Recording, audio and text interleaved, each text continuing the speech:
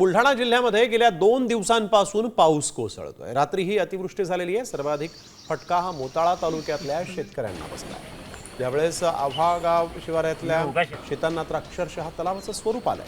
आता तोंडाशी आलेला घास निसर्गानं पुन्हा एकदा हिरावून घेतलेला आहे। त्यामुळे शेतकरी पुरता उद्ध्वस्त झालाय, धास्तावलाय। कापूस, मका, सोयाबीन आणि तुरीचं अतोनात नुकसान झाल्याचं दिसतंय। संतप्त शेतकऱ्यांनी शासनाकडे सरसकट नुकसान भरपाई द्या अशी मागणी केली आहे।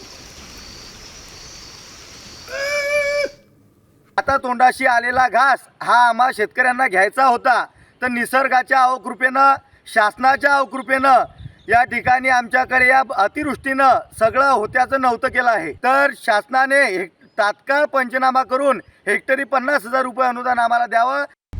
आता isakal.com आहे देशातील नंबर 1 ची मराठी न्यूज वेबसाईट। प्रत्येक अपडेटसाठी isakal.com ला नक्की भेट द्या।